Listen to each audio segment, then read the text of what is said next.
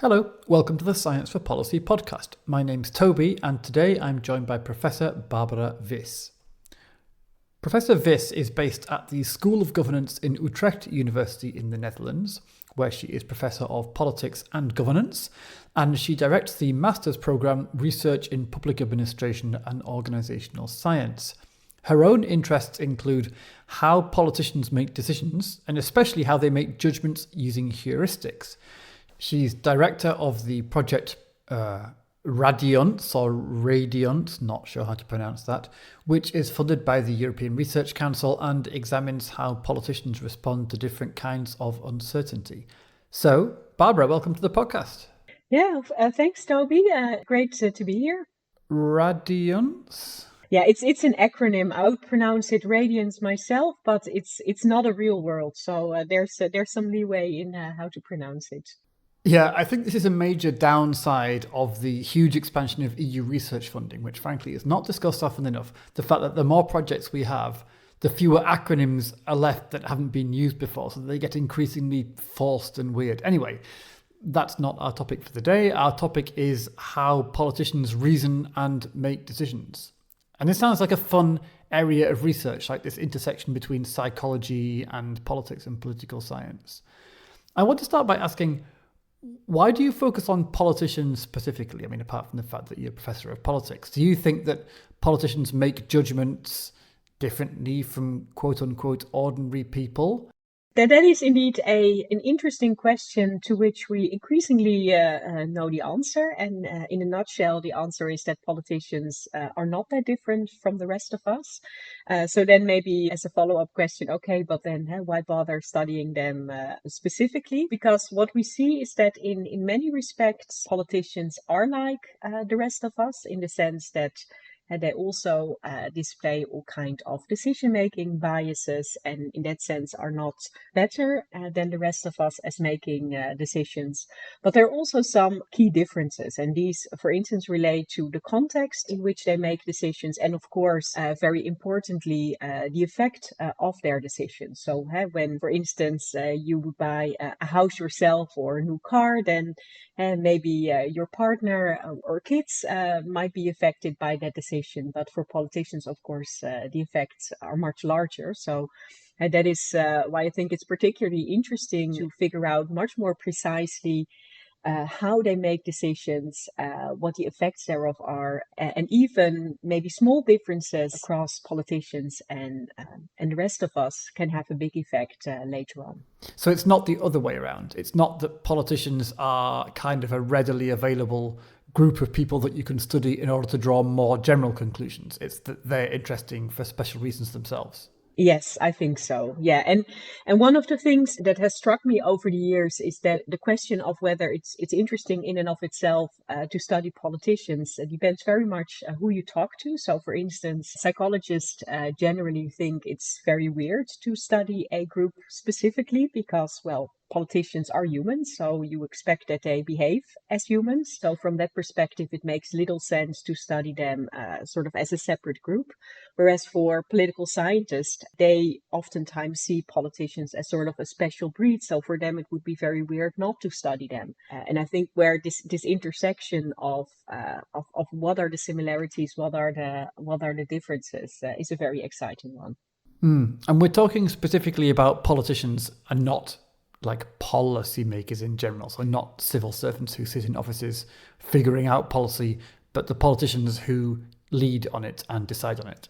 Yeah, my research indeed focuses on politicians. So these can be, for instance, range from members of parliament, but also local politicians. So those you would oftentimes not call sort of the top level politicians who work at, say, a municipal or a county level.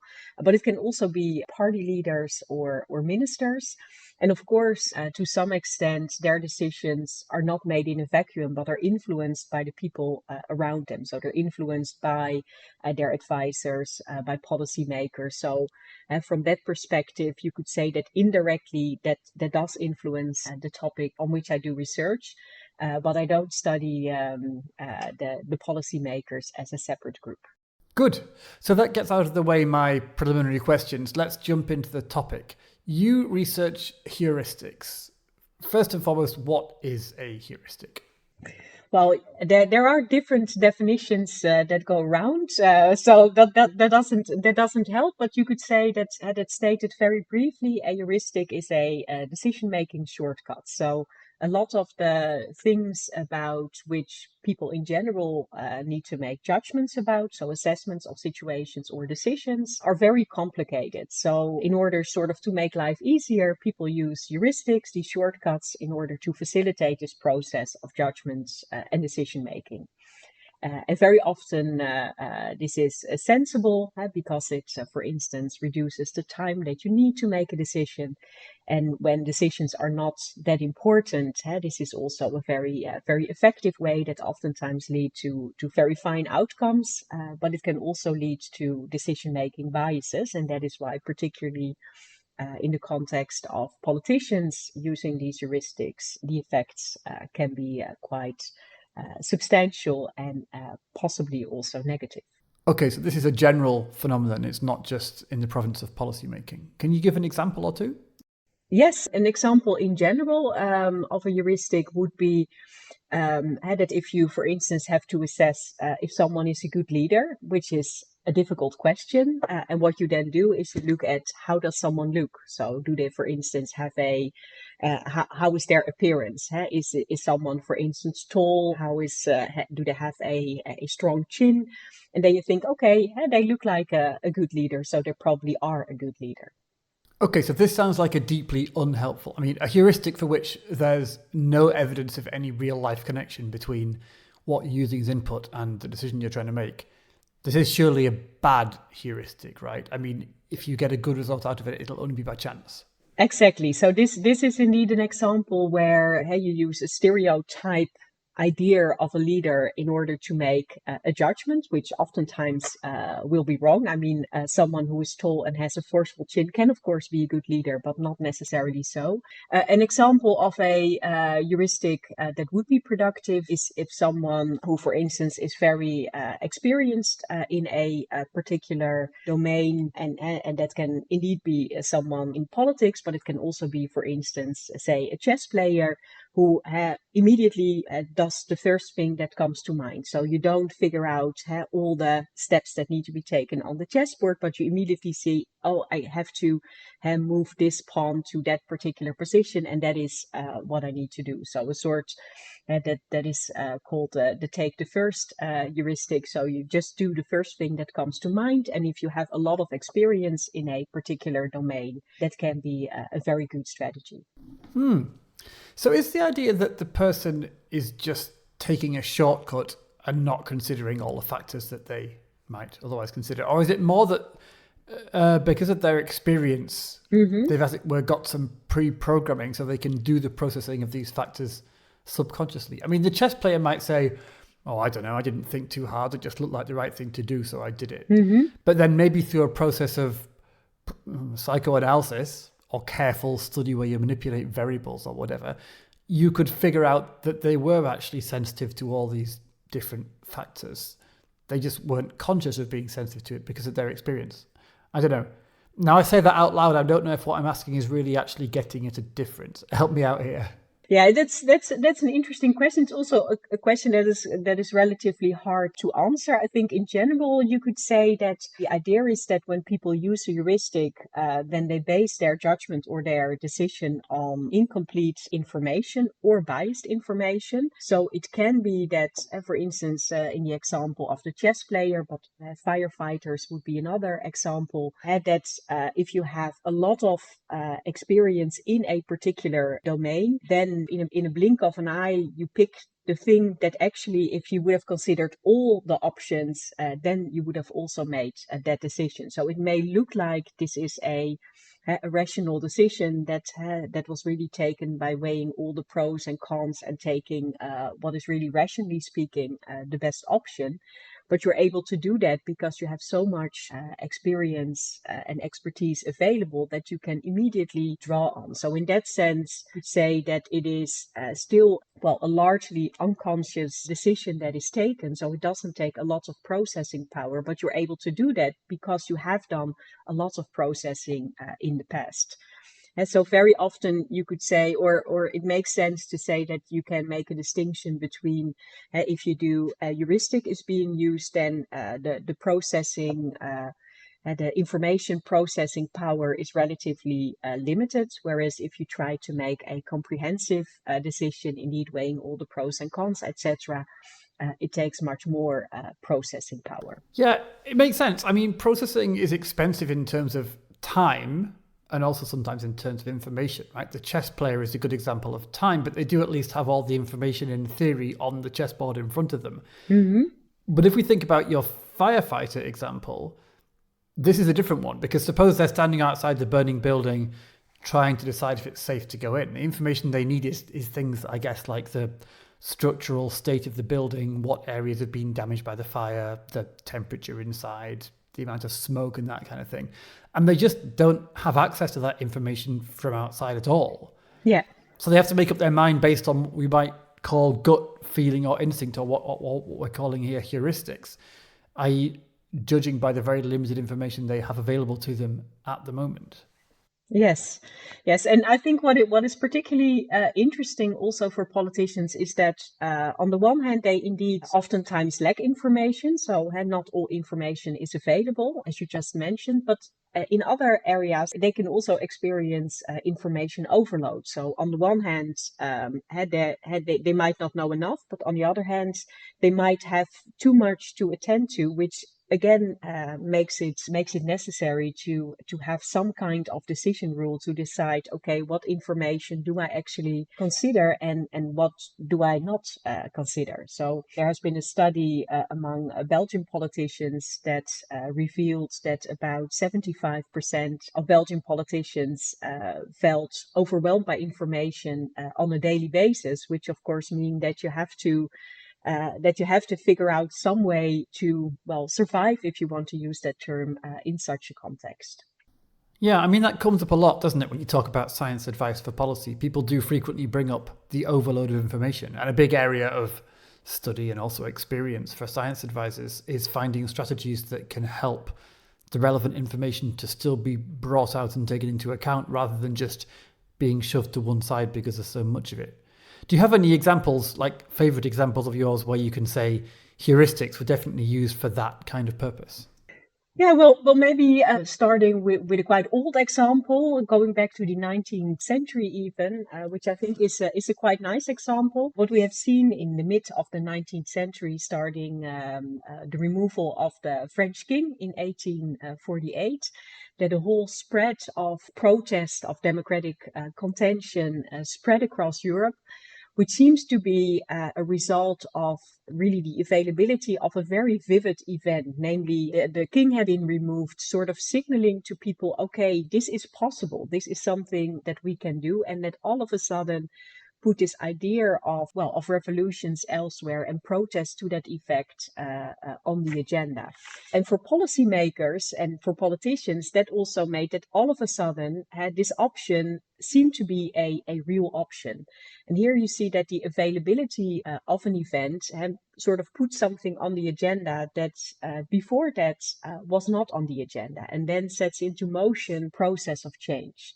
So I think here you see an example of the availability heuristic, where sort of the fact that there is such a vivid event can trigger change. And in this case, I would say that in many countries this worked out okay, in the sense that this was also an example that could be illustrative for other countries. But what is also quite interesting, that at the same time there were also much less successful protests taking place, for instance in Italy, that were not so much on the radar. And if those had been considered, then maybe different choices had been made. So I think that is an interesting example where you see that a heuristic sort of makes that something gets on the agenda, whereas other things that might be, well, have from a rational perspective more logical to consider were not.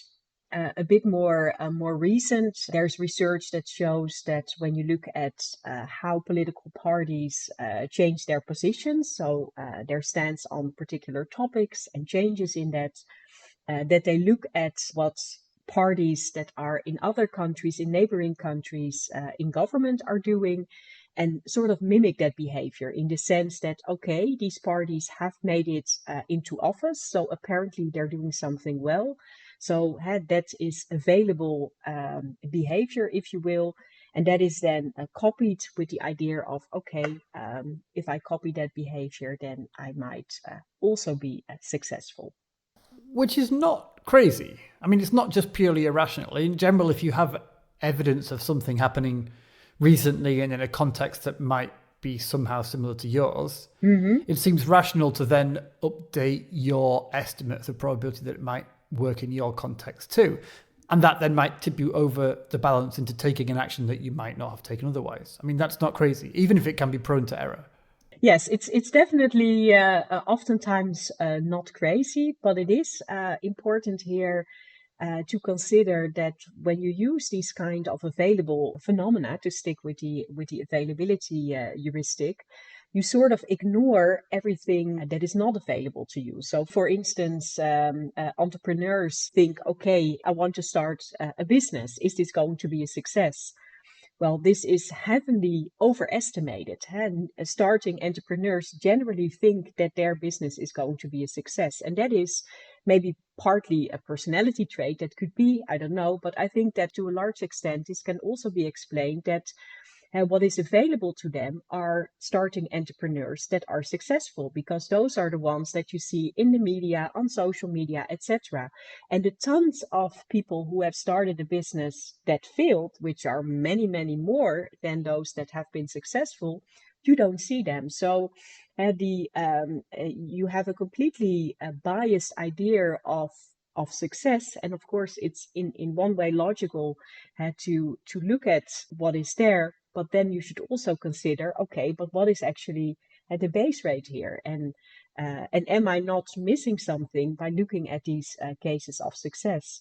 To stick, for instance, with the political parties, one thing in systems with coalition governments, not all parties that enter office have actually done so well at the next election. So there might be some effect there that you don't take into consideration. And it can very well be that there are also parties who have taken similar positions but didn't make it into office that you don't take into consideration. So by focusing so much on what you see and not on what you don't see, you run the risk of drawing false conclusions. They can be not so bad, but it can also be that they have really severe consequences. So, from the point of view of your research, then I wonder, because what you get as your primary data is decisions being made, and then you, as the researcher, I guess you look at those decisions and think, I wonder if a heuristic was being used there. And if it was, then you're off to the races. But then how do you figure it out? If you're talking about, for instance, a party deciding whether to go into coalition or not, and maybe they discuss it and they decide to stay out of coalition because they've noticed that parties that go into coalition often get thrashed at the next election. Well, I mean, maybe they're using a misguided heuristic there.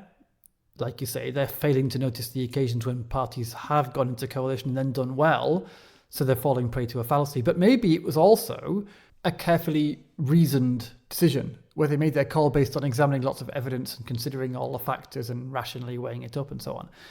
And I guess at the end, people don't tend to say, oh, well, I used a heuristic. Right? I just looked around at other parties in Europe and it seemed like a good idea, so we went for it. They tend to rationalize after the event anyway. So how can you establish whether a heuristic really was involved? Yeah, establishing that the heuristic has been used is indeed extremely challenging. So the literature on decision making in general has suggests that heuristics are often used, but indeed, and I think that the examples that you just gave are good examples that also illustrate that actually establishing that a heuristic has been used is extremely difficult. So in the past, there have been a couple of ways in which researchers have tried to establish this. So, for instance, the study that I mentioned about the waves of revolutions in 19th century Europe, that is based on qualitative research, where the researcher, Kurt Wayland, has studied For instance, diaries of people at the time, looked at all kinds of transcripts and other material to try to figure out if, for instance, people were saying things like, okay, we can do that too, which then would sort of signal that they took what is happening elsewhere and indeed use that to make their own decision and judgment. And at the same time, it would also mean, indeed, that you would have to establish that they did it like this and that they didn't indeed carefully weigh all the options and go through that procedure. So you also have to rule out that that happens. And that is challenging indeed. So in this case, that has been done by indeed going through all that archival material, these diaries, to try and find out what are people saying about the judgments that they made at the time, and does that support more this notion of a heuristic style of processing, or does it support more a rational type of approach? And then the evidence clearly pointed in the heuristic side. Okay, that makes sense. Then I'd also like to ask, in that kind of case, do you have ways to tell whether someone is using a heuristic, actually using it, versus deploying it rhetorically as part of an attempt to persuade others? In other words, maybe consciously taking advantage of that heuristic in others. So, for instance, if these diaries and letters are full of people saying, look, they killed their king in France, we can do it too. How do you know if they're describing their own reasoning process, or if they are instead using that line of argument to try and persuade others, or to rule out a particular doubt that others might have, or whatever? Yes, very interesting question. Actually, in this in the Radiance project, one of the responses that we will be looking for is called exploitative, and that means that you use the uncertain phenomena to your own advantage.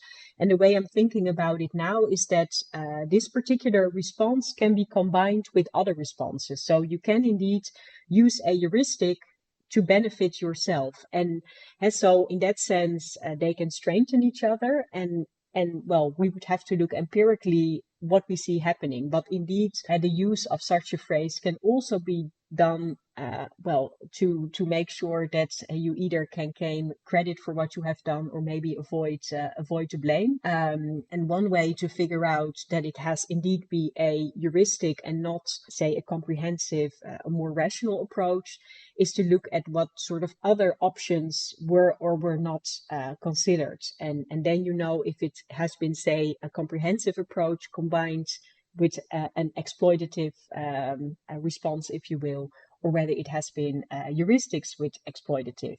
But I completely agree that disentangling this empirically will be very challenging. And are there ways to disentangle it empirically? What I have done myself with a co-author in a relatively recent study is that we tried to do this in a controlled setting using a survey experiment with politicians as participants. Local politicians in the Netherlands were the participants. And what we tried to do is we took the designs of original experiments that allowed us to identify the biases that were related to the use of a heuristic. So indeed, identifying a heuristic in and of itself is very difficult, even in an experimental setting. But what we do know is what kind of biases you would expect from the use of a particular heuristic. So, for instance, in the case of representativeness, and when you, for instance, think, okay, this is a good politician because they look like a good politician, that a bias that we know that is related to that is scope neglect. So that you neglect the entire size of the phenomenon that is there. And that is something, this scope neglect, that you can test in an experimental setting. So what we did is we had in this survey experiment, we had vignettes, so short text, that allowed us to see to what extent the respondents, the politicians who participated in the study, to what extent they indeed neglected scope. And if they did, then our conclusion was that this is an indication that they have used the representativeness heuristic. And so it's still not direct evidence, because indeed that's very hard to come by, but it is indirect evidence via the bias that is related to this heuristic. And indeed, we found that politicians did tend to neglect the scope of a problem, even though they said, when asked about it, that they thought it was important to take the scope of the problem into account. So in this particular case, we asked about how much budget they were willing to spend on dealing with people who would make a nuisance in their municipality, and we gave different groups two numbers, 24 nuisance makers and 53. And they indicated that indeed they would want to spend more money on a group of 53 of nuisance makers than on a group of 23. But that was not what we found in the results. So they did thought that these were, let's say, qualitatively different sizes, but they actually attributed the same amount of funds to deal with this problem in their municipality. And so for us, this was a signal of the use of the representativeness heuristic. Yeah, so I find this really interesting. So you ask people in the abstract, do you think it's important to take into account the scope? And of course they say, yes, it is. We should spend less money. The problem is smaller. And then when you test those same people on an example where they're supposed to do that, you see the biases despite it. So their behavior contradicts their assertion about what they ought to do. Yes, we did ask it the other way around. So we gave them first the decision problem where they had to decide how much money to allocate to deal with a particular problem. And so this problem was then indeed described as people who make a nuisance in their municipality. And then later we asked about whether they thought this difference was important. So there are different ways you could be wrong about what you do. Yeah. So one way is what you've just been describing. You could behave in a way that shows you're out of step, as it were, with your own rational principles. But another way is that you might misinterpret your own past behavior and kind of rationalize after the event. So if you made a decision and it turned out great, you can say, hooray for me. Look how rational a decision maker I am. Look at me taking into account all the variables. Go me. Yes. And if it turned out badly, you could equally say, well, I tried, I did my best, but I had limited information, hard luck. But either way, you're kind of blind then to your own heuristic use, if indeed that's what it was. Mm-hmm. So, I don't know. We've already covered this ground. Maybe I'm just bringing up more difficulties. And I do appreciate the techniques you just described that help to deal with these problems. But I'm just not sure that you're going to rule them out completely. You're never going to, as it were, clinch it and say, aha, this is a classic example of heuristic use. No, I completely agree, but in my view, that is also what makes it so fascinating. So maybe to give another example of a study that I conducted with a co-author, where we looked at some cases from the UK, where with hindsight you could say that the decision makers in place misjudged how voters would respond. We used interview material that was actually collected for a somewhat different purpose, but we thought, okay, it would also be very interesting to look at these interview transcripts to see to what extent there are also heuristics identifiable in them that might also help explain why these policymakers, and these were both politicians, but also some high-level advisors, why they misjudged public opinion, even though these were salient cases about which you would expect that it was very important to get public opinion right, because if you wouldn't, then it was almost certain already upfront that this would backfire. And there we looked in these transcripts to see to what extent we could identify these heuristics. And here we could indeed see that, for instance, one of the cases that we looked at was the tuition fee case, which was a decision by the Liberal Democrats. Initially had campaigned on how we want to abolish tuition fees altogether, and then entering a coalition, they actually agreed to not only increase tuition fees, but increase it very drastically. And when talking to people who had been involved in that decision, one of the things that came out of those interviews was that they had expected that they would get away with it because a previous U-turn on a similar topic the people involved there had also gotten away with that. So they thought, okay, this has been done before, it worked out then, so we expect it to work out now. And we say this is an example where you see that a heuristic has been used. And well, let me also note here that politicians or other decision makers, I mean, they don't say themselves that they use a heuristic. It's what you see from what is available. But that in our reading is at least one of the factors that helps explain why this misjudgment could be made because of this heuristic. So in this particular study, we don't say that heuristics explain everything, and particularly not when it comes to making misjudgments, but they can actually contribute to a better understanding of why such wrong assessments are being made. This makes it sound kind of inevitable. I mean, people are people. We have brains designed the way they're designed, and politicians operate, as we've said, under high time pressure, with uncertainty, with either not enough evidence or too much evidence, overload. And they have to make the decisions they have to make. So in a way, kind of hard luck. So is it hopeless? Do we have to resign ourselves to the fact that heuristics are going to be used and sometimes they'll mess things up for us?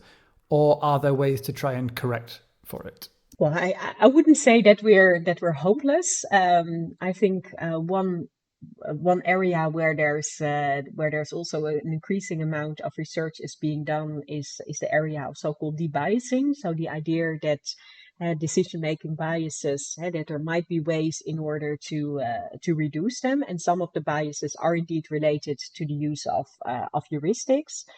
And one of the first things that is always mentioned is that the acknowledgement that biases exist is sort of a first step towards countering them. So, for instance, the example that I gave in the beginning with the person who looks like a good leader, but we have absolutely no idea whether this person is a good leader.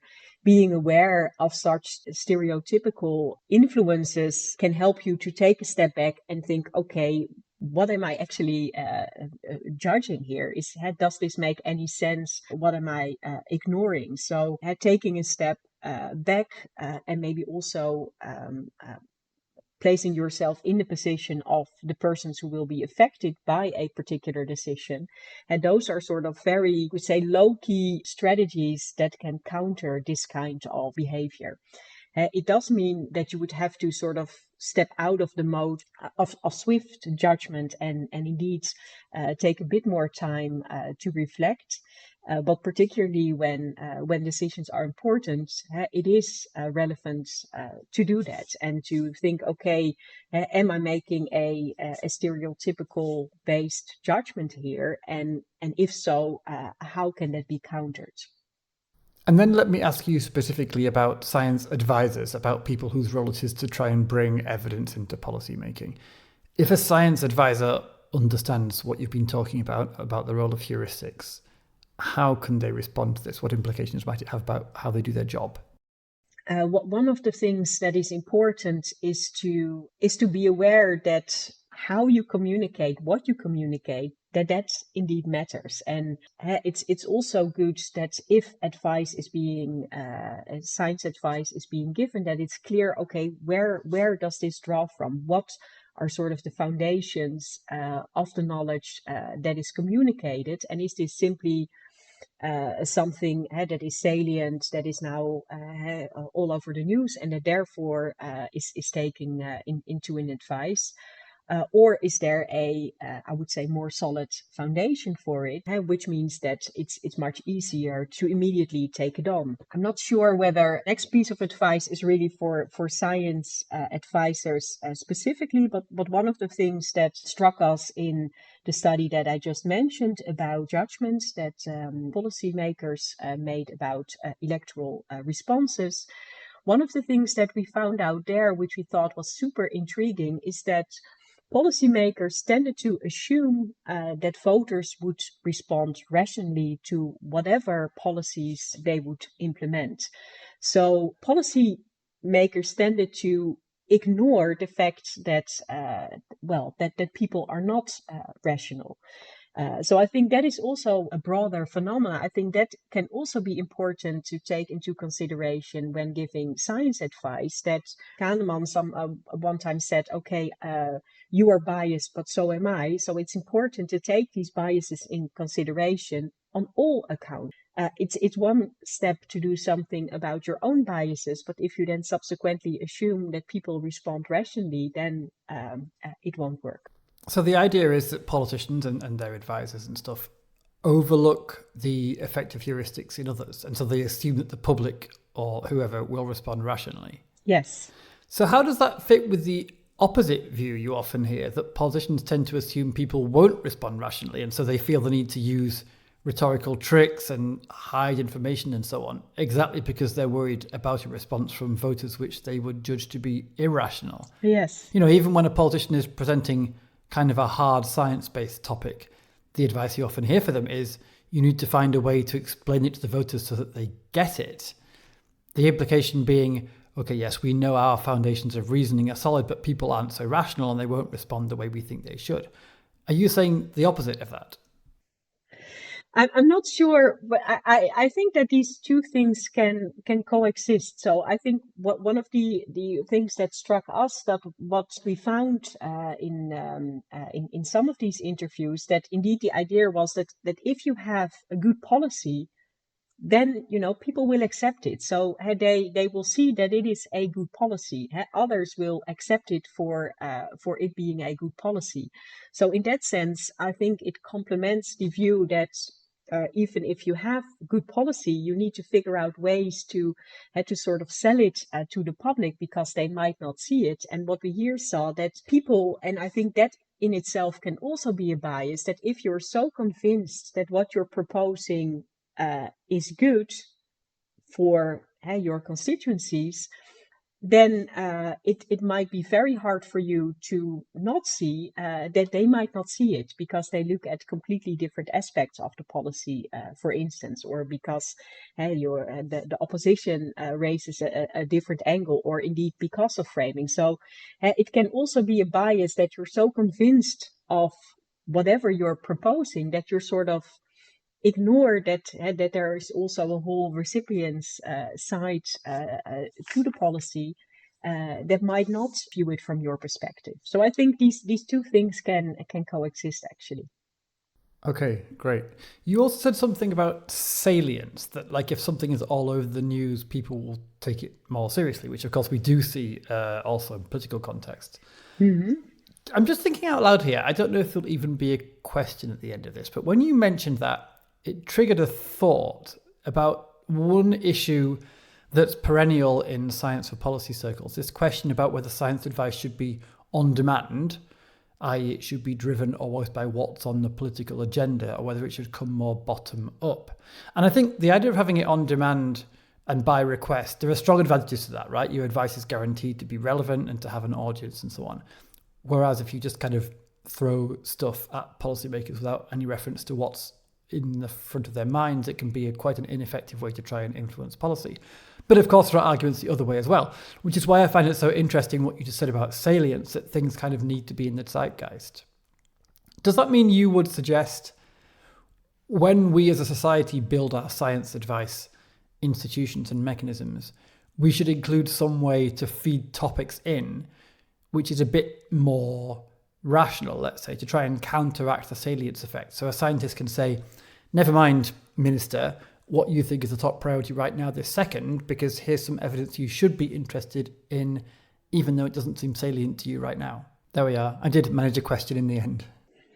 Yeah, I mean, this is a very interesting question. I think there's for instance, take the very broad topic of climate change. I think there's quite a lot of evidence that, I mean, for years there have been all kind of researchers, and I assume also all kinds of science advisors, who have tried to push particular aspects relating to climate change to the political agenda. And I think only recently some of these aspects are actually on the agenda. So then you see that you can have this hammer, but if you're knocking on something that no one is interested in, then this is not going to work. So maybe as a sort of a side bet, I think one model from public administration, public policy that's very interesting that you may be aware of is the multiple streams framework by Kingdon. Does that ring a bell? No, tell me more. Well, the multiple streams framework assumes that in policy making you have three streams. So you have the political stream, so that is where decisions are being made. You have the problem stream, so that is where all the problems are situated, and you have the solutions stream. And only when these three streams come together, something actually happens.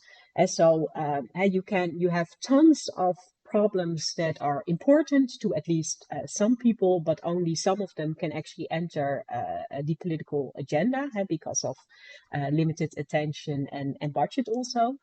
And then there is this solution stream where there are maybe all kind of solutions, but not always is there a problem for it.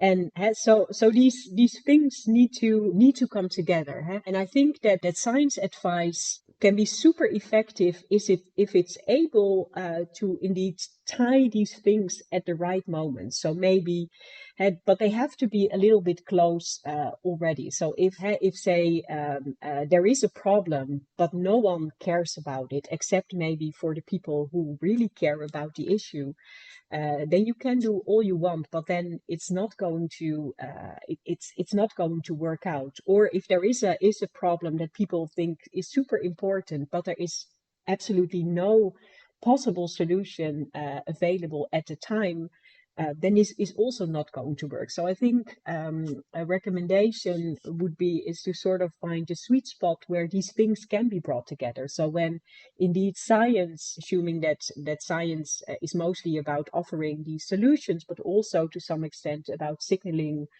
some problems that may be not on the radar, and that these things can be brought together and then can hopefully enter the political agenda at some time and make a change. Okay. Sorry, what was the third stream? You've got the problem stream, the solution stream, and the political stream. So that is where the political agenda and all the political actors are situated. Okay, great. We're coming to the end now, and I do want to just ask you where you think the gaps are in our knowledge of this topic of decision making by politicians. Where are we heading next? Yes, the research project that you mentioned that I've just started working on focuses broader than just on heuristics. It focuses on how politicians at different levels, so for instance, a national level, local level, in a range of countries, how they respond to uncertain phenomena. And indeed, because heuristics are used typically in a context of uncertainty, of complexity, this is one of the possible responses to such uncertain phenomena. And so when I speak of uncertain phenomena, this can range from topics like climate change, digitalization, but also, for instance, things relating to the welfare state can come with uncertainty. And one of the components of this project is to indeed find out what kind of responses politicians use. And I hope that by doing that, we will also get much more detailed information on when exactly politicians resort to heuristics and when they instead use a comprehensive approach. And the idea is that by the end of this project, in about 5 years' time, we will know much more about under which conditions heuristics are actually employed, which is, I think, an area that we still know very little about. Okay, and is the aim to have some kind of predictive power? Like, here's a situation in which the evidence shows heuristics might be used. How can we kind of account for that?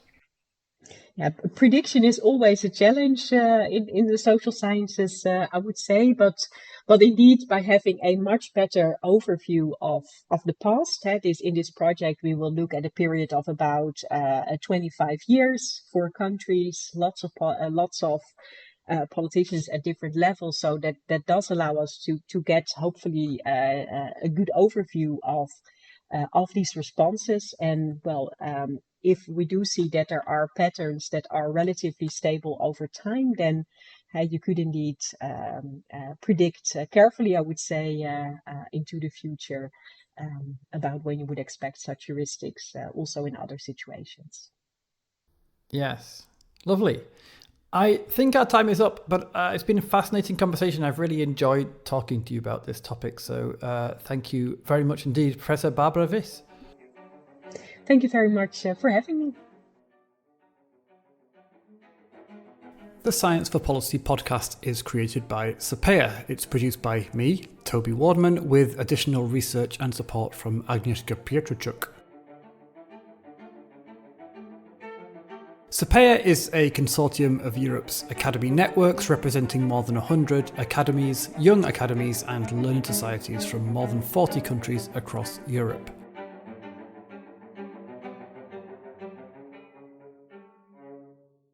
We're part of the European Commission's scientific advice mechanism, and as such we're funded by the European Union. Having said that, the opinions you hear on this podcast are those of the guests, and sometimes mine, but certainly not the views of the European Commission.